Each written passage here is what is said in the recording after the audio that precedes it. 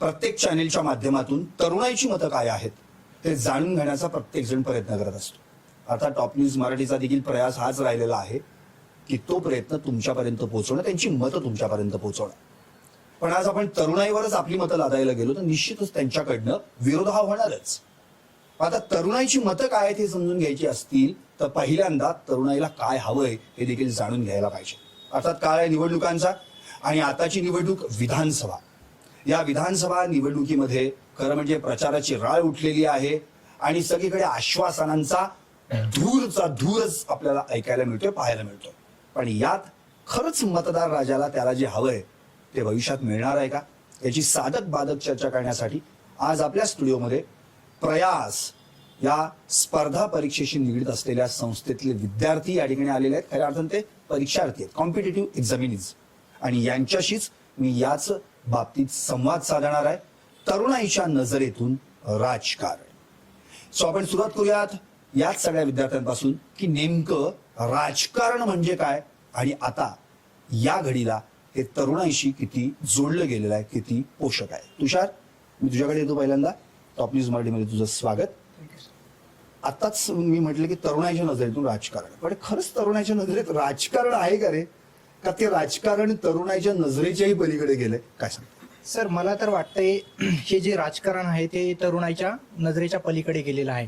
कारण की ही जी पॉलिटिक्स होत आहे ती पॉलिटिक्स ऑफ ऑपॉर्च्युनिटी होत आहे। इथे फक्त आणि फक्त सीट्स जिंकणे हाच एक मुद्दा बनून राहिलेला आहे। खरं तर पॉलिटिक्स ही डेव्हलपमेंटसाठी झालेलं आहे, झाले पाहिजे। कारण की म्हटलं जातं ना की democracy is of the people, by the people and for the people. तर मग डेमोक्रेसी हिचा जो एंड असला पाहिजे हा लोकांच्या डेव्हलपमेंटसाठीच असला पाहिजे। अच्छा, म्हणजे तू विकासाचा मुद्दा पुढे आणलास, पण आताच्या राजकारणात विकास कुठे आहे त्याला शोधायला आपण सगळे निघालेलो आहोत। तो पहिल्यांदा शोधूयात, पुढे ये थोडा। काय सांगतील, आता तुषारनी विकासाचा मुद्दा घेतला आणि या विकासाच्या मुद्द्याला धरून खरंच तुझे काय पॉइंट्स, पहिल्यांदा नाव सांगशील तुझं फक्त इनिशियल आणि मग पुढे जाशील। माझं नाव अमर। विकासाचा मुद्दा विचारात घेऊनच सगळ्या पक्षांनी राजकारण करायला पाहिजे। कारण राजकारण हे फक्त म्हणजे लोकांच्या केंद्रित असायला पाहिजेत, म्हणजे पब्लिक जे आहे, जनतेच्या केंद्रित असायला पाहिजेत। त्यामध्ये राजकारण हा स्पेसिफिकली जो मुद्दा आहे हा म्हणजे वेलफेअर स्कीम्स जे असतात पर्टिक्युलरली त्याशी संबंध फक्त नाही आहे, त्या पलीकडे पण बऱ्याचशा गोष्टी आहेत त्या राजकारणामध्ये। आता तुषार म्हणाला की विकास व्हायला पाहिजे, विकास म्हणजे काय व्हायला पाहिजे? विकास म्हणजे जसं आता विकासामध्ये बरेचसे मुद्दे येतात, एज्युकेशन असो, आरोग्य असो, यामध्ये सुधारणा व्हायला पाहिजेत। त्या पलीकडे अजून लोकांचे स्टँडर्ड ऑफ लिव्हिंग, त्यांना रोजगाराच्या अपॉर्च्युनिटीज उपलब्ध व्हायला पाहिजेत। ह्या सगळ्या गोष्टी विकासामध्ये नक्कीच। आताच अमरनी सांगितलं की आता विकासाचे म्हणजे तुषारनी विकास व्हायला पाहिजे हा मुद्दा सांगितला, अमरनी विकास आणखी थोडासा त्याला इलॉबरेट करून सांगितला। म्हणजे अजूनही आपण विकास बघितला तर पाणी, रस्ते, आरोग्य, शिक्षण, रोजगार याच्या पलीकडे काही जातच नाही आपण, तेच मूलभूत आपल्याला मिळत नाहीये। काय वाटतंय, नाव काय तुझं, काय सांगशील? नमस्कार, माझं नाव उमेश। विकासाविषयी जर बोलायचं झालं तर विकासामध्ये आपण साधारणतः मानवी कौशल्य, आरोग्य, शिक्षण, मूलभूत ज्या गरजा आहेत, अन्न, वस्त्र, निवारा, या बेसिक गरजा पूर्ण होणे सर्वप्रथम। तुला वाटते 75 वर्षात बेसिक गरजांवर काहीतरी काम केलं गेलंय? आपल्या भारताचा आणि महाराष्ट्राचा विचार करता 75 वर्षापूर्वी जी परिस्थिती होती, बऱ्या अंशी त्या परिस्थितीमध्ये सकारात्मक सुधारणा झालेली मला दिसते। तरी पण 75 वर्ष होऊन देखील काही मूलभूत गरजा आजही आपल्या भारतामध्ये सर्वसामान्य नागरिकांना त्याची पूर्तता होत नाहीये। त्याला कुठेतरी कारण हे आपली जी काही पॉलिटिक्स सिस्टीम आहे ती पण काही अंशी जबाबदार आहे। उमेश म्हणाला तो एक मुद्दा महत्वाचा आहे की काही सकारात्मक बदल झाले आहेत, त्याबद्दल नो डाऊट। खरं म्हणजे 24/7 अँब्युलन्स सिटीमध्ये तुम्हाला कुठे दिसेल, पण अमरावतीमध्ये मेळघाटला जावा, मेळघाटमध्ये अमरावती जर तुम्ही त्या मेळघाटमध्ये गेलात तर त्या ठिकाणी तुम्हाला अँब्युलन्स आहे का, असेल तर त्याला चालक आहे का, ही परिस्थिती आजचा आहे। आपण अगदी बोर्ली, मोखाडा, वाडा, विक्रमगड ही जर सगळी जो काही ट्रिब्युनल आपण एरिया म्हणतो त्या ठिकाणी पाहिलं तर तशीच परिस्थिती आहे। म्हणजे कुठे विकास झालाय तर कुठे नाही झालाय, काय सांगता येईल? उमेश जो म्हणाला तो मुद्दा अतिशय महत्वाचा होता की त्यांनी आणखी त्याला थोडंसं हे केलं की बाबा सकारात्मक थोडंफार वाटतंय, आणि मग काय नाही झालंय तुला काय वाटते नकारात्मक काय? तसं पाहायला गेलं तर नाव. प्रशांत, तसं पाहायला गेलं तर as a administrative future administrative कडे बघताना माझा अप्रोच पॉझिटिव्ह आणि निगेटिव्ह दोन्ही साईडला असतो. यांनी जो पॉझिटिव्ह सांगितला त्याच्यामध्येच मला निगेटिव्ह असा आहे की ज्या पॉलिसीज आपण तयार करतो त्या लोकांपर्यंत किती पोहोचतात आणि ज्या तयार केलेल्या पॉलिसीज आहेत त्या सामान्य जनतेपर्यंत जातात का, हे खरा मुद्दा आहे. ज्या पॉलिसीज तयार आपण केलेल्या आहेत त्याचा पैसा खरंच लोकांपर्यंत जातो का? जनधन योजना आहे, बाकीच्या आता आत्ताची लाडकी बहिणी योजना आहे, चालणार किती दिवस? त्यानंतर पॉलिसी तयार करणारे जे अधिकारी आहेत ते आमच्यातूनच गेलेले आहेत, त्यांना तेवढा वाव मिळतो का? त्यांना त्या पॉलिसीज बाकीच्या सगळ्या लोकांना, सामान्यातून वर आलेल्या लोकांना विचार देऊन केलेत का? हा पण तेवढाच मुद्दा. ही सगळ्यात महत्वाची निगेटिव्ह गोष्ट म्हणजे आत्ताच्या पॉलिटिक्सची आहे की त्यांना अधिकाऱ्यांना त्यांचं मत मांडता येतं का, की जे लोकप्रतिनिधी आहेत ते स्वतःचं मत अधिकाऱ्यां थ्रू बिंबवण्याचा प्रयत्न करतात का? नक्की. आता खरं म्हणजे प्रश्न मुद्दा मांडलेला फार महत्वाचा. म्हणजे तुषार असेल, अमर असेल, उमेश असेल, प्रशांत असेल, या सगळ्यांनी सकारात्मक नकारात्मक या दृष्टिकोनातून आजचा मुद्दा मांडण्याचा प्रयत्न केला. पण मी आणखी याच्यात थोडंसं आपण भर घालूयात. आताच त्यांनी काही योजनांचं देखील प्रशांनी नावं घेतली. खरं म्हणजे योजना देऊन आपण त्यातून आम्ही तुम्हाला एवढं देऊ तेवढं देऊ असं करून तुम्ही फक्त खैरात वाटताय आणि त्या समोरच्या माणसाला खरं म्हणजे हाताला काम हवंय, त्याला फुकटचे आयते पैसे नकोयत. दुसरी गोष्ट, पैसे त्याचेच नाहीच आहेत का? नाहीत, ते पैसे त्याचेच आहेत. म्हणजे त्याचेच पैसे त्याचीच एफडी मोडून त्यालाच देत आहेत, असा प्रकार घडतोय. तुला काय वाटतं? तुझं नाव काय आणि काय सांगशील? माझं नाव सत्यम. याबाबत मला असं बोलायचंय की कन्स्ट्रक्टिव्ह वर्क करण्याकडे कोणाचाच फोकस नाहीये. म्हणजे ब्ल्यूप्रिंट किंवा डेव्हलपमेंटच्या अँगलने कोणीच बोलत नाही. आता आपण बीडचा मराठवाड्याचा विषय काढला. मराठवाड्यामध्ये मी एकदा रिक्षाने फिरत होतो. एक रिक्षा चालक मला म्हणाला की जर मराठवाड्यात पाणी आलं तर अर्ध्या पुण्याची गर्दी कमी होऊन जाईल. मग पुण्यातले ट्रॅफिकचे म्हणा, गरिबीचे म्हणा किंवा असे अनेक प्रदूषणाचे म्हणा की प्रश्न कमी होऊ शकतात. त्याच अँगलने आपण पाहिलं, जर नदी जोड प्रकल्प किंवा आता आयटी पार्क आपल्या पुण्यात झालं, एखादा एमआयडीसीचा प्रोजेक्ट फक्त औरंगाबादमध्ये मराठवाड्यात, जर की मराठवाड्यातल्या दुसऱ्या एखाद्या भागात जर की पॉलिटिकल विल पॉवर एखाद्या नेत्याचं चांगलं असेल आणि डेव्हलपमेंटवरती पॉलिटिक्स म्हणतोय आपण, तर ते मोठे प्रोजेक्ट मी इथे आणणार असं जर की याच्यावरती पॉलिटिक्स झालं तर ते कोणत्या तरी पॉझिटिव्ह अँगलने जाईल. आणि मग त्यानंतर मग ही फ्री बीज म्हणतो आपण की ते 3,000 1,500 सो वॉट एव्हर, की त्याच्या पुढे जाऊ शकतो आपण. मग तिथे आपण जर कन्स्ट्रक्टिव्ह वर्क झालं तर तिथे त्यांना पैसा येणार. आणि पैशाचा फ्रीबीजचा इश्यू असतो की तो खर्च पण होतो आणि ते ह्युमन डेव्हलपमेंट होत नाही. ह्युमन डेव्हलपमेंट जेव्हा होते की माणसाचं स्किल होतं आणि तेव्हा तो अर्न करतो तेव्हा ती ह्युमन डेव्हलपमेंट असते. आणि आपण नंतर याचा अँगलने पाहिलं तर बीड चा इश्यू की आता लोकसभेला मराठा वर्सेस ओबीसी असं वोटिंग झालं होतं की तो फॅक्टरच तो होता इलेक्शनचा की कास्ट पॉलिटिक्स. मग त्याच अँगलने मी आता बोलतो की बीडमध्ये जेव्हा जातीचं आंदोलन झालं की 100 मधल्या 10 सीट या जातीला मिळायला पाहिजेत यासाठी आंदोलन होतं. पण या 100च्या जागा 1000 होण्यासाठी आंदोलन होत नाही, खेदाची बाब आहे. आणि त्याच दृष्टीने मग जेव्हा कन्स्ट्रक्टिव्ह वर्क होईल त्यांचे इकॉनॉमिकल, सोशल, पॉलिटिकल जे प्रॉब्लेम्स आहेत ते तिथल्या एरियाच्या डेव्हलपमेंटवरती, जे इन्फ्रास्ट्रक्चर डेव्हलपमेंट असेल तो बेस असतो. त्याच्यानंतर मग ह्युमन डेव्हलपमेंट, इकॉनॉमिक डेव्हलपमेंट आणि सोशल डेव्हलपमेंट जो आपला अल्टिमेट गोल आहे तो आपण साध्य करू शकतो. मग त्यामुळे की पॉलिटिक्स जे डेव्हलपमेंट आहे ना ते कन्स्ट्रक्टिव्ह वर्क किंवा लॉंग टर्मच्या नाही पाहिलं पाहिजे. ते फ्री बीजच्या पुढे जाणं गरजेचं आहे. नक्कीच. सत्यने सांगितलेला मुद्दा अतिशय महत्वाचा. नुसतं फ्री बीज याचा काहीच उपयोग नाही, त्याच्याने आपण सगळे फ्रीज होऊ, बाकी काहीच मिळणार नाही. कारण की आता जर आपण सवय लावली, आज 1,500, पुढच्या महिन्यात 1,500, पुढच्या महिन्यात 1,500 आणि अचानक ब्रेक झाला, पुढे काय? बरं दुसरे काहीतरी आता नवीन विरोधक सांगतायत की आम्ही तर 3,000 देऊ. म्हणजे ही चढावट लागलेली यांच्यात. म्हणजे तुम्ही आमचेच खाती मोडतायत, आमच्याच खात्यातले पैसे आम्हालाच वाटतात, याच्यापेक्षा वेगळं काही करत नाही. आणि की सगळ्या सरकारचा कडे जो पैसा आहे तो सगळा आपल्या खिशातून टॅक्स मधून जातो. तुझं नाव काय सांगतील? आणि सत्यमच्या विचारांशी त्यांनी अगदी सत्य विचार मांडलेले आहेत. काय सांगतील तुला या संदर्भामध्ये? तुझी डेव्हलपमेंट काय राहिली या विचारांना? ओके, माझं नाव धनंजय. मला सर सत्यमचा जो प्रॉब्लेम आहे त्याचं सगळ्याचं मूळ आहे ना, हे राजकारणाचे गुन्हेगारीकरण. हे सगळ्यात महत्वाचा मुद्दा आहे की सपोज टू बी मी जेव्हा पाहतो की जो माझा लीडर आहे, समजा मी जो आमदार खासदार निवडून देतोय तो माझ्यासाठी रोल मॉडेल नाहीच आहे. तो माझ्यासाठी मी असं म्हणजे मी कधी विचारच नाही करणार की मला आमदार खासदार व्हायचं. मी विचार करतो की मला ऑफिसर व्हायचंय. Because that is the main issue. म्हणजे मला असं वाटतं की हे डेव्हलपमेंट वगैरे हे जर करायचं असेल म्हणजे या सगळ्या गोष्टीवर, किंवा सत्यम म्हणला की आपण कास्ट पॉलिटिक्स खेळतो, हे सगळं खेळतो, बिकॉज जे राजकारणाचं मेन गुन्हेगारीकरण झालेलं आहे त्याच्यामुळे हे सगळे प्रॉब्लेम सुरू. Please round applause Dhananjay, because कारण की त्यांनी मुद्दा परफेक्ट मांडलाय. रोल मॉडेलच आम्हाला जर समोर कोणी विचारलं तर आम्ही एकही राजकीय नेत्याचं नाव घेऊ शकत नाही, हे आपलं दुर्दैव आहे. आपण अधिकाऱ्याचं नाव घेऊ आणि कितीतरी अधिकारी असे आहेत ज्यांच्या आपण नाव घेऊ शकतो ज्यांनी या देशासाठी ते काम करून दाखवलंय. पण राजकारणी लोकांचं का नाही? वाय? आणि धनंजय तुझा मुद्दा अतिशय रास्त आहे. गुन्हेगारीकरण आणि खरं म्हणजे तर या सगळ्यांना जे उमेदवार उभे आहेत त्यांना सांगितलं जातं की तुम्ही एक्सपोज करा आणि पेपरमध्ये जाहिरात द्या की तुमच्यावर किती गुन्हे दाखल आहेत, बघा काढून काय परिस्थिती आहे. नेक्स्ट मी आणखी पुढे येणार आहे.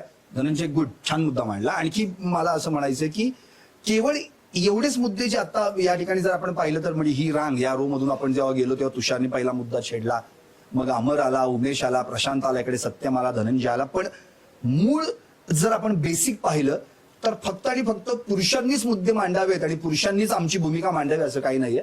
आपल्या भारतामध्ये स्त्री पुरुष समान आहेत आणि त्याचंच प्रतिनिधित्व करणारी आज या ठिकाणी एक तरुण विद्यार्थिनी उभी आहे जी उद्या भविष्यात IAS आहे. सो पहिल्यांदा तिच्यासाठी आपण टाळ्या वाजवूयात. आणि ती स्त्रीचा सन्मान अत्यंत महत्वाचा आहे. केवळ 1,500 देऊन भागत नसतं आणि आम्ही 3,000 देणार असं म्हणून तो अजिबातच भागत नाही. काय सांगते? माझं नाव ऐश्वर्या. मी एक अँथ्रोपॉलॉजिस्ट आहे. मुळात हे सर्वांनी जे मुद्दे मांडले ते खूप महत्वाचे आहेत. बट माझा थोडासा फोकस वेगळा आहे. म्हणजे ज्या वेळेला आपण म्हणतो की ह्या सर्व जे कोणी निवडून येतात त्या सगळ्या नेत्यांच्याकडे पॉवर्स असतात, त्या पॉवरचा योग्य वापर होत नाही. म्हणजे अशी एक योजना आहे MP लॅड नावाची की लोकल एरिया डेव्हलपमेंट नावाची, त्याच्यामध्ये 5 कोटी प्रत्येकाला मिळतात.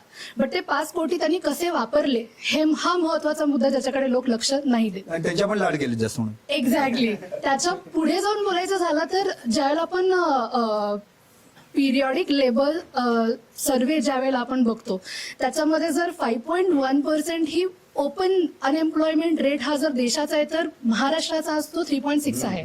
आणि त्याच्यामध्ये जर तुम्ही फक्त 18 ते 29 ह्या वयोगटातला बघितला तर तो ऑलमोस्ट 10.8 10 समथिंग आहे.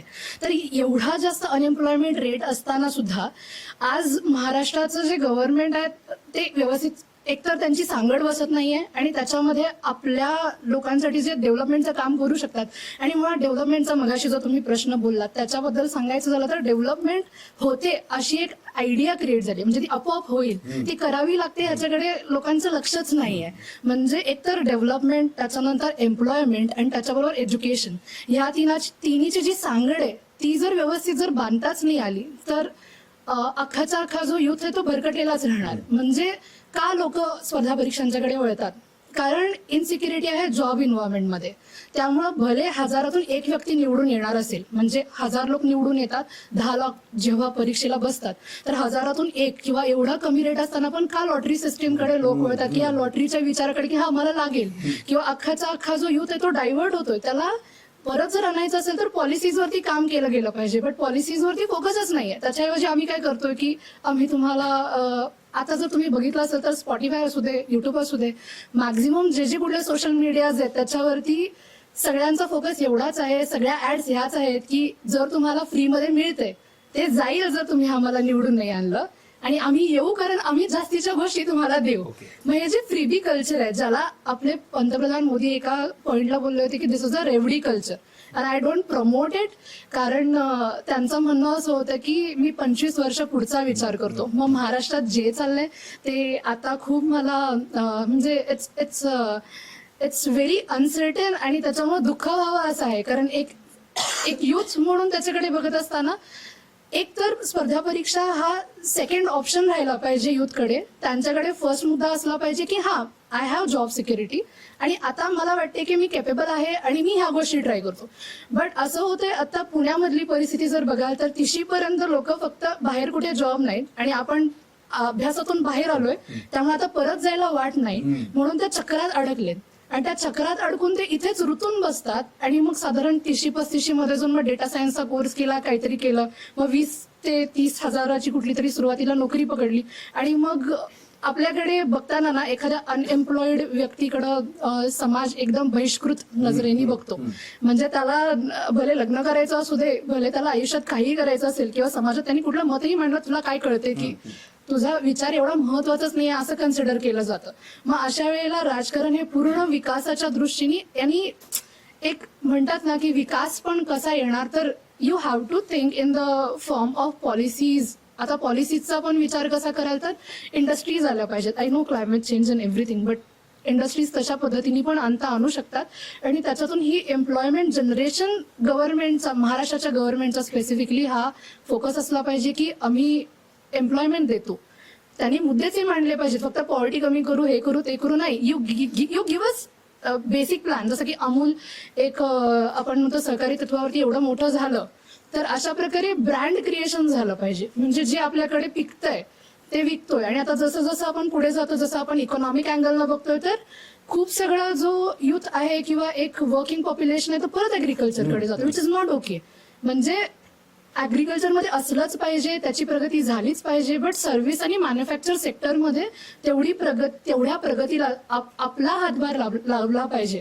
आणि जिथे महाराष्ट्र इतकं म्हणजे डेव्हलपमेंटला एवढा हातभार लावतो, आपली इकॉनॉमी ॲज अ स्टेट एवढी मोठी आहे, तर त्या मानाने तेवढे एम्प्लॉयमेंट अपॉर्च्युनिटी नाही आहे. म्हणजे एक तर तो सेल्फ एम्प्लॉईड आहे, नाहीतर मग कॅज्युअल एम्प्लॉयमेंटमध्ये आहे. तो डिरेक्टली कुठल्याही पद्धतीनं फॉर्मल एम्प्लॉयमेंटमध्ये नाही आहे. आणि फॉर्मल एम्प्लॉयमेंट क्रिएशनकडे आजच्या राजकारणामधल्या राजकारण्यांचं लक्षच नाहीये. आणि जसं धनंजय म्हणाला की रोल मॉडेलच नाहीये. कारण कुठून येत आहेत हे सगळे राजकारणी, तर एकतर नेपोटिझम तिथेच जास्त आहे, हे कुणाचा तरी नातलग आहे, भरपूर पैसा आहे म्हणून तिकीट आहे.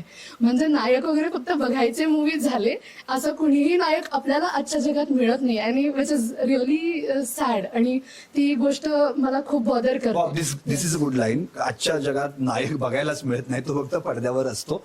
These leaders are carry the carrots in their pockets only. बाकी याच्या वेळे काही नाही, आपल्याकडे फेकतात आणि आपण ती खातो. गाजर दाखवणं आणि गाजरं खाणं याच्या वेळेत काही घडत नाहीये. पण आता ऐश्वर्याने मांडलेला मुद्दा तो अतिशय महत्वाचा आहे की केवळ ऍग्रिकल्चरमध्ये आपण जायला पाहिजे का? तर निश्चितच जायला पाहिजे, बिकॉज आपण शेतीप्रधान आहोत, प्रश्नच नाही. पण मॅन्युफॅक्चरिंगचं काय, तिथे सुद्धा आम्ही असलं पाहिजे. विविध सेक्टर्समध्ये आमची तरुण विद्यार्थिनी असल्या पाहिजेत. पण निश्चितच तिथे फॉर्मल एम्प्लॉईचा विचार केला तर ते कुठेच बघायला मिळत नाही. आणखी मी आता पुन्हा एकदा ह्या रोमध्ये शिरतोय.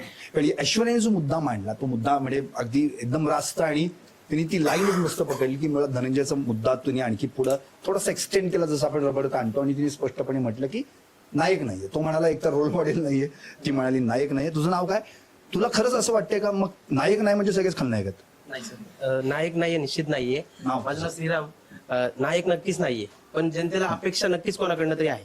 म्हणजे कुठल्या तरी पक्षाच्या नेत्याकडनं की त्यांना अपेक्षा असते की हे पुढे जाऊन आमच्यासाठी काहीतरी करते.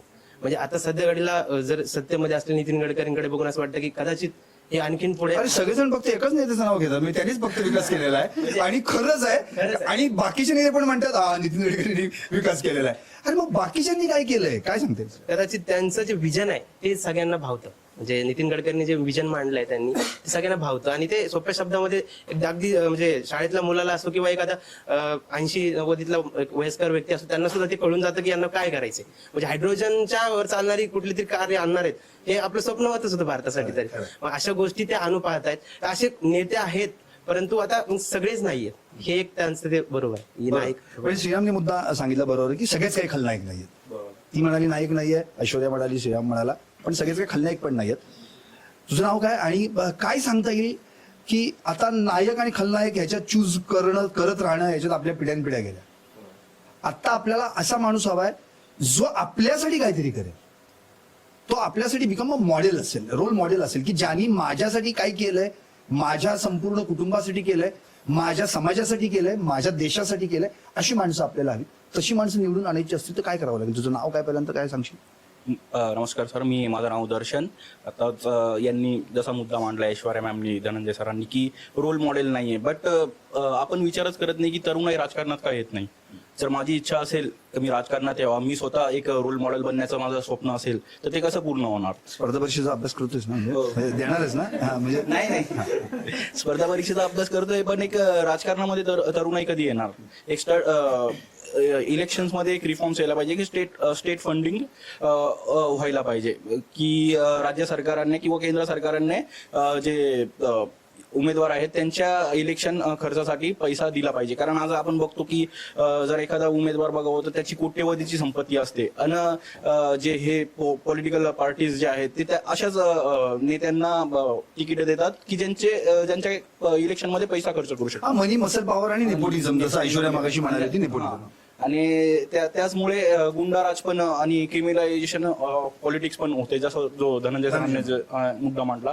तर त्या बाबतीत थोडेफार स्टेट फंडिंग आणि इलेक्शन्सवर रिफॉर्म्स व्हायला पाहिजे, जेणेकरून राजकारणाचं आणि रोल मॉडेल्स तरुणाईतनं नवीन रोल मॉडेल्स तयार करता येईल. सध्या तरी बघता येत नाही, पण रोल मॉडेल म्हणून बघायला गेले तर आपण पास्टमध्ये जवाहरलाल नेहरूचं उदाहरण देऊ शकतो. आपण अटल बिहारी वाजपेयी, इंदिरा गांधी सारखे नेते हे घडले, हे सुद्धा राजकारणात होते, पण एक स्टेट्समन होते. आजच्या जगामध्ये, आजच्या काळात आपल्या भारतामध्ये स्पोक्समन झालेत. तसे उदाहरणं दिसत नाहीयेत, तसे रोल मॉडेल्स दिसत नाही. आता यांनी नितीन गडकरींचं नाव घेतलं, पण आज मी आता नाशिकवरनं पुण्यात प्रवास केला, पण रस्त्यांचे हाल अजून सुद्धा तसेच आहेत. लोकांच्या जीवावर उठलेत, म्हणजे एखाद्याचा जीव जाऊ शकतो त्या रस्त्यावरनं. रस्त्यांची हालत अजून सुद्धा सुधारलेली नाहीये. 75 वर्ष होऊन सुद्धा जर रस्ते अजून तसेच आहे, अजून सुद्धा पाण्याचे मुद्दे भेडसावत असेल मराठवाड्याच्या सारख्या शहरामध्ये, आणि अर्बन आणि रुरल डिवाइड इतके असेल. सत्यमनी मागाशी एक मुद्दा सांगितलाच की बीडमध्ये जर पाणी आलं तर पुण्यातली निम्मी गर्दी कमी होईल. खरं म्हणजे तो म्हणतो ते अगदी फॅक्ट आहे. अगदी आम्हाला सुद्धा नाशिकवरनं इथे पुण्यात यायला लागतं. कशासाठी? रोजगारासाठी. जर आमच्या भागातला विकास झाला असता, तिथेच आम्हाला एम्प्लॉयमेंटच्या ऑपॉर्च्युनिटीज अवेलेबल झाल्या असत्या, तर आज आम्हाला सुद्धा पुण्यात येण्याची गरज पडली नसते. ते अर्बन रुरल डिवाइड जे आहे, राजकारण्यांनी त्यावर सुद्धा खूप लक्ष द्यायला पाहिजे, आणि स्टेट फंडिंग जे आहे ते यायला पाहिजे, जेणेकरून क्रिमिनलायझेशन ऑफ पॉलिटिक्स, मसल पॉवर हे मुद्दे आटोक्यात येतील. नक्कीच दर्शन, पण तुला शुभेच्छा स्पर्धा परीक्षेसाठी. बरं, आणखी एक महत्वाचा मुद्दा असा की आताच त्यांनी एकदम म्हणजे दर्शनी एकदम स्टेट फॉरवर्ड, म्हणजे मला त्याचा स्वभाव आवडला की त्यांनी थेट सांगितलं की स्टेट फंडिंग व्हायला पाहिजे. हे काय अगदी उगाच आपलं नुसतं म्हणायचं आणि स्टेट्समन आज नुसती नावं राहिलेत, ह्याच्यापर्यंत काही नाही. त्यांचं खरंच गुण घेतलेत का आत्ताच्या नेत्यांनी, तर आपल्याला ते कुठं दिसत नाही. तुझं काय स्पष्ट मत आहे, काय सांगता येईल, कसा नेता असायला हवा? ऍक्च्युअली मला थोडंसं तुझं हा नक्की तू सांगशील, तुझं नाव सांगशील मग सुरुवात कशी. तुम्ही जो प्रश्न विचारला त्याच्या आधी मला थोडंसं एक लार्जर सिनारिओ कास्ट करायचा आहे. ऍक्च्युअली आपला विषय आहे पॉलिटिक्सचा. तर पॉलिटिक्स म्हणजे काय हे इथून तुम्ही चालू केलं. तर पॉलिटिक्स म्हणजे काय? इट इज बेसिकली ना आयडिया. तो आयडिया कशाचा आहे? तो आयडिया आहे डेव्हलपमेंटचा. तो डेव्हलपमेंट कोणाची? लोकांची. तो कशी झाली पाहिजे? तर याच्यासाठी वेगळे वेगळे स्कॉलर येऊन गेले, वेगळे वेगळे आयडियाज आले. अमर्त्य सेन आले, त्यांनी कॅपॅबिलिटीचा अप्रोच दिला. असे भरपूर आले, प्लेटो, एरिस्टॉटल, हे सगळे होऊन गेले पास्टमध्ये. The question is not about idea now. The question is about outcome, की माझा काय फायदा. आता फॉर एक्झाम्पल पॉलिटिशियननी काहीतरी केलं, एखादी स्कीम चालवायची, एखादी काहीतरी एक नवीन इनिशिएटिव्ह चालू करायचं आहे, तर माझा काय फायदा. तो आयडियावर फोकस नाहीये की एम्पॉवरमेंट झाली पाहिजे किंवा ते माझा तो एक सेल्फ डेव्हलपमेंट आहे. तो झिरो सम गेम असा कुठेतरी तो डेव्हलप होत आहे. तर ऍक्च्युअली काय हे हा आपला जो नॅरो माइंडेड अप्रोच आहे ना, याच्यामुळे कुठेतरी आपली जी प्रगती आहे ती अशी कुंठावलेली आहे. तर ऍक्च्युअली मला चायनाचं उदाहरण द्यायचं आहे. तर मागच्या 3 डेकेडमध्ये म्हणजे 90s याच्यावर तर त्यांची डबल डिजिट ग्रोथ होती 30 वर्षापर्यंत. तर हे म्हणजे एवढी जास्त ग्रोथ 30 वर्षापर्यंत मेंटेन करणं, ती पण डबल डिजिटमध्ये, हे काही सोपी. I am not comparing India with China, कारण त्यांचे सोशल इकॉनॉमिक स्ट्रक्चर वेगळं होतं, आपलं वेगळं होतं, आणि त्यांचं मॉडेल वेगळं होतं, आपलं मॉडेल वेगळं होतं. बट आपल्याजवळ एखादं ब्लूप्रिंट तरी आहे का? आता प्राईम मिनिस्टरनी म्हटलं की 2047 पर्यंत आपल्याला भारताला डेव्हलप करायचं. तर डेव्हलप करायचं सगळं व्यवस्थित आहे, पर कॅपिटा इन्कम वाढवायचे हे सगळं, बट कसं करायचं? 2047 पर्यंत आपल्याजवळ सेक्टोरल अप्रोच आहे का? फॉर एक्झाम्पल आपल्याजवळ फायनान्स मिनिस्टर आहे. Do the finance ministry in India has any plan how they are going to maintain monetary stability in the country for next? RBI जवळ आहे का तसं आपला? ह्या सगळ्या गोष्टी फार व्हॉलटाईल असतात, चेंज होतात. But do we even have the एक लार्जर सिनारी, थोडासा मोठा प्लॅन आहे का? तर तो असं कुठेतरी दिसायला आपल्याकडे मिळत नाही. तर माझं असं म्हणणं आहे की एक लार्जर एक कॉन्सेप्ट कुठेतरी असायला पाहिजे की आपल्याला एक सेक्टर आपलं कल्चरल मिनिस्ट्री आहे. तर आता एक नरेटिव्ह चालतं, वेगळे वेगळे नरेटिव्ह, हा नरेटिव्ह पॉझिटिव्ह, निगेटिव्ह, असा तसा. बट एक तुम्ही चांगला कन्स्ट्रक्टिव्ह नरेटिव्ह चालवा, जेणेकरून प्रत्येक व्यक्ती इन्व्हॉल्व्ह होईल. असं सबका साथ सबका विकास आहे. तर याचं ऍक्च्युअली ग्राउंडवरचं इम्प्लिमेंटेशन व्हायला पाहिजे. तो that is basically an idea of politics. तिथून आपण राजकारण बेसिकली चालू करायला पाहिजे. तुमचा प्रश्न काय होता बेसिकली? एक्झॅक्टली. पण तू आणखी इलॉबरेट केलंस, मला ती खूप आवडलं. म्हणजे मुळात पॉलिटिक्स काय आहे, पॉलिटिक्स म्हणजे तू याच्यात एक जे काय केलंस त्यातलं मी एक छोटंसं एक गेन केलाय की मुळातच politics is the process that is decision making power by many leaders. 1-2 एकत्र येत नाहीत, सगळेजण एकत्र येतात आणि मग ते देश चालवतात, मग ते काम करतात. पण ते काम करतात ते स्वतःसाठी करतात, देशासाठी काय करतात, हा तुला मुद्दा फोकस करायचा. आणि त्यांनी रोल मॉडेलचा एक एक्झाम्पल दिलं. ऍक्च्युअली रोल मॉडेल वगैरे हे असतात, असं नाही की नसतात. बट द क्वेश्चन इज एक नाही पाहिजे आपल्याला, आपलं भरपूर रोल मॉडेल पाहिजे. त्याच्यासाठी काय करायला आवश्यक? त्यासाठी एम्पॉवरमेंट आवश्यक, कॅपेबिलिटी लोकांची. आता हे तुम्ही प्रेव्हीज म्हटला तर तो कॉन्ट्रोवर्शियल मुद्दा आहे कारण प्रेव्हीज आपण म्हणतो हे असायला पाहिजे नसायला पाहिजे तर क्वेश्चन इज फर्स्ट त्याची डेफिनेशन तर असायला पाहिजे की प्रेव्हीज काय आहे. आता आपण सुरुवातीला सांगू हे मला आवडत नाही हे मला नाही पाहिजे हे असायला पाहिजे तर पहिले डेफिनेशन पहिले ठरवा तर खरी की प्रेव्ही काय आहे. एक्झॅक्टली. म्हणजे याच्यातून मला तुझा मुद्दा कळला आणि मला तुझा थॉट पण आवडला, पण प्रश्न लक्षात ठेवत जर आणखी इंटरव्ह्यूला प्रॉब्लेम येऊ शकतो. आणखी एक महत्वाचा मुद्दा आता जो शंतनूने एम आय राईट जो शंतनूने मुद्दा मांडला तो फार महत्वाचा आहे आणि खरंच म्हणजे त्याचा थॉट अगदी की व्हॉट इज पॉलिटिक्स इथून त्यांनी सुरुवात केली. ऐश्वर्याने पण सांगितलं की बाबा मुळात केवळ नुसतं म्हणजे माणसं आहेत आपल्याकडे नेते खूप आहेत पण किती आहेत म्हणजे एबल किती आहेत किती आपल्यासाठी उपयोगाचे आहेत. तर तुला काय आणखी हा मुद्दा कसा एक्सप्रेस करता येईल काय सांगता येईल तुला. तुझं नाव काय. माझं नाव नवनाथ. हा बोल. ॲक्च्युली जसं त्या पॉलिटिक्स पासून सुरुवात झाली होती. पॉलिटिक्स खरं तर जसे काही विचारवंतांच्या विचारातून बघायला गेलं तर पॉलिटिक्स ही खरंच खूप चांगली गोष्ट आहे ज्याला की आता आपण जर पॉलिटिक्स म्हणलं तर त्याच्या अगोदर फक्त डर्टी हा शब्द लागतो सध्याच्या आधुनिक काळामध्ये. पॉलिटिक्स कोणा जर म्हाताऱ्या माणसाला विचारलं की हा राजकारणात जायचा विचार करतोय काही नाही राजकारणामध्ये काही नसतं सगळं बेजबाबदारपणा आणि सगळी घाण आहे हा शब्द येतो. काय येतो तर त्यांच्या अनुभवातून येतो. आणि डेव्हलपमेंट आणि पॉलिटिक्स या दोन गोष्टीच्या बाबतीमध्ये जर पाहायला गेलं तर मी म्हणेन की म्हणजे माझं मत असं आहे की सध्याची डेव्हलपमेंट आणि पॉलिटिक्स यांचं नातं म्हणजे नारळाच्या झाडाची सावली मिळवणं असं झालंय. जसं की कधी काळी ॲडम स्मिथनं म्हटलं होतं की एक अदृश्य हात असतो बाजारपेठेमध्ये जो की सगळी बाजारपेठ कंट्रोल करतो. सध्याचं पॉलिटिक्स पाहायला गेलं तर एक अदृश्य पॉलिटिक्स झालंय की जे आपोआपच चालतंय आपोआपच बंद पडतंय आणि आपोआप सर्व गोष्टी क्रियाकलाप करतोय. डेव्हलपमेंटच्या बाबतीमध्ये एक मुद्दा मला प्रकर्षानं मांडावा वाटतो जो की एज्युकेशनच्या बाबतीमध्ये आहे. बेसिकली मी एक इंजिनियर आहे आणि माझ्या अनुभवातून मी सांगतो जेवढे इंजिनिअरिंग कॉलेजेस आहेत as compare to South India महाराष्ट्रामध्ये जे प्रॅक्टिकल नॉलेज ओरिएंटेशन पाहिजे ते कुठंच दिसत नाही. ज्या लॅब्स पाहिजेत इंजिनियरसाठी त्या लॅब्सची अवेलेबिलिटी नाही. कुठल्या तरी एका इन्स्टिट्यूटमध्ये कुठेतरी एक लॅब अवेलेबल असते दुसऱ्या कॉलेजचे स्टुडंट येऊन तिथे प्रॅक्टिकल करतात. मी इस्रो DRDO अशा ज्या संस्था आहेत याच्यामध्ये इनटेक होण्याचं किंवा त्या ठिकाणी जॉबला लागण्याचं प्रमाण बघितलं तर महाराष्ट्रातल्या लोकांचं खूप कमी आहे मुलांचं इंजिनियरचं. आता इंजिनियर म्हणजे एक प्रकारे ज्या कधी काही काय करतोय BA करतोय आणि DED करतोय जसं की त्याला कचरा समजलं जायचं एक प्रकारे तसं इंजिनियर म्हणजे आता एक तुझं नाव काय म्हणालास. Navnath. That is called invisible engineering. जसं तू इनव्हिजिबल पॉलिटिक्स म्हणाला होता अशी ही आत्ताची परिस्थिती आहे. अगदी त्यांनी म्हणजे खरंच आपल्याच भारतातला एक भाग साऊथ इंडिया जिथे खरंच अगदी स्ट्रक्चरली काम केलं जातं पण इतर ठिकाणी आपण पाहिलं तर इंजिनियर म्हणजे अगदी म्हणजे आता जसं तो म्हणाला मला शब्दही वापरायला नको वाटतो तो पण मुळातच नवनाथनी मांडलेला मुद्दा असो किंवा शंतनूंनी जो इलॅबोरेट केला आणि एक आपण म्हणतो ना या सगळ्यांमध्ये तुम्ही दोघीही जसा ऐश्वर्याने मुद्दा मांडला आणि तू देखील या माध्यमातून तर स्वतःला तुझ्या फिलिंग्स एक्सप्रेस करशील. काय सांगता येईल तुला की ह्या सगळ्यांची जी काही थॉट्स प्रोसेस आहे ती आता मी अगदी तुझ्यापर्यंत आणणार आहे मग त्याच्याकडे जाणार आहे. याचा एक सार काय तुला सांगते काय तुझं काय मत आहे. तुझं नाव पहिलं सांग. माझं नाव गायत्री. मला असं वाटतं की आताचं पॉलिटिक्स हे जास्त करून एंड प्रोडक्ट देण्याच्या मागावर आहे. म्हणजे जर तुम्ही एखाद्या हंग्री माणसाला जेवण देत राहिला तर तो कंटिन्युअस हंग्री होत राहणार आहे. तुम्ही त्याला ते साधन द्यायला पाहिजे ज्यातून ती हंगर तो मिटवू शकेल. म्हणजे फॉर एक्झाम्पल आता तुम्ही जर बघितलं ना तर एक मिडल क्लास ट्रॅप तयार झालाय. वरचे लोक आहेत ते एकदम त्यांच्या लाईफमध्ये सेटल आहेत जे बिलो पॉवर्टी लाईन आहेत किंवा काय ते फ्रीबीज म्हणा किंवा सबसिडीज म्हणा. पण जो मिडल क्लास आहे म्हणजे आता माझे बरेच असे फ्रेंड्स आहेत जे आता रिक्रूट झालेत आता कंपनीमध्ये गेलेत तर त्यांच्यासाठी एखादा फ्लॅट घेणं किंवा स्वतःसाठी काहीतरी करणं स्वतःच्या पॅरेंट्ससाठी काहीतरी करणं it has become lot difficult. आणि जर आपण दुसऱ्या बाजूला बघितलं की स्पर्धा परीक्षा करणाऱ्या विद्यार्थ्यांबद्दल तर त्या लोकांमध्ये खूप नॉलेज आहे खूप अर्ज आहे सगळं करण्याची. पण तुम्ही जर त्यांच्या कॉम्पिटिशनचा स्पॅनच 2-2 वर्षाचा ठेवत असाल तर त्यांना तो स्किल गॅप पडतोय आणि तो स्किल गॅप भरायला त्यांना खूप अवघड जाते. तर माझं असं म्हणणं आहे की तुम्ही टूल्स द्या ज्या टूल्सनी ते त्यांना हवं तसं पुढे मॉडेल तयार करू शकतील. तुम्ही जर त्यांना पैसे देत राहिला तर काही नाही होणार फक्त inflation they provide spoons not tools अशी परिस्थिती आहे. कारण गायत्रीचा मुद्दा मला अगदी रास्त वाटला आणि तिने अगदी परफेक्ट आणि अगदी मोजक्या शब्दात वाजला.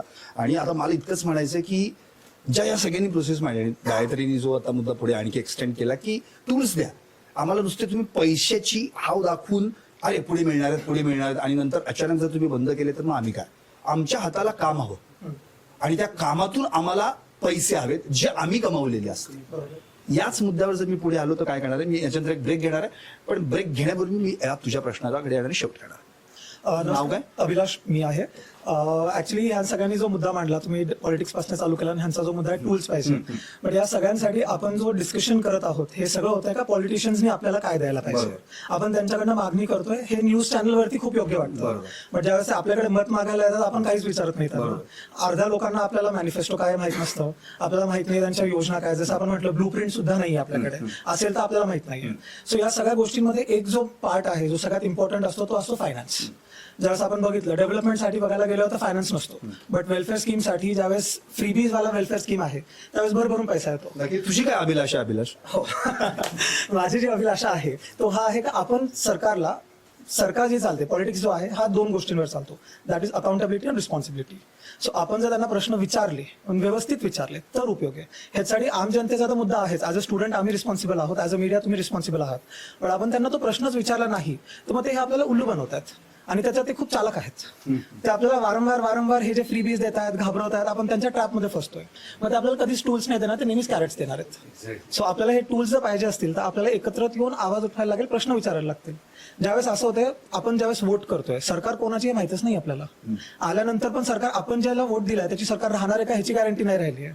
जसं आता सध्या महाराष्ट्राचं सिच्युएशन आहे, सरकार कोणाची हे सांगणं खूप अवघड झालंय. आपण वोट कोणाला दिलं होतं, सरकार कोणाची उद्या कोणाची, सरकार सोड अभिलाष, कोण कुठल्या पक्षात आहे हे पण सांगणं अवघड झालंय. पक्ष म्हटलं थोडंसं पर्सनल आहे म्हणून मी सरकार म्हटलं, का तर पक्षांनीच म्हणून सरकार बनवायचं ना बाबा. एक्झॅक्टली. सो तोच मुद्दा आहे, आपण ह्यांना कधी प्रश्नच केला नाही. ह्यांच्यात आपसी भांडणं चालले तर नुकसान आपलं होतंय. शांतूसारखं तुला नाही ना राजकारणात जायचं? मी आता सध्या इथं खूप सेटल आहे. I am very happy. I will be more interested in asking questions rather than answering the questions. Okay, एक ब्रेक घेणार आहे. अर्थात ब्रेक नंतर मी पुन्हा एकदा या सगळ्यांशीच एक मुद्दा घेऊन चर्चेला येणार आहे. आणि खरं म्हणजे आता जर आपण पाहिलं म्हणजे अगदी तुषारपासून सुरुवात केली, म्हणजे तुषार असेल, अमर असेल, उमेश असेल, प्रशांत असेल, इकडे श्रीराम असेल, शंतनू असेल, नवनाथ असेल आणि शंतनू दर्शन, म्हणजे अर्थात अभिलाषनी जी काही मांडलेली भूमिका असेल, ऐश्वर्या असेल, गायत्री असेल, सत्यम, धनंजय आणि ऑटेट मे बी. बट या सगळ्यांनी जे मुद्दे मांडले त्याच्यात एक सगळ्यात महत्वाचा मुद्दा जो अधोरेखित झाला तो म्हणजे आपण यांच्याकडे जे काही मागतोय ते खरंच यांच्या खिशात आहे का त्यांच्या खिशात आहे जे आपल्याला द्यायचंय पण त्यांना द्यावंसं वाटत नाही. याच मुद्द्यावर मी येणार आहे. पाहत राहा टॉप न्यूज मराठी, तरुणाईच्या नजरेतून आजचं राजकारण.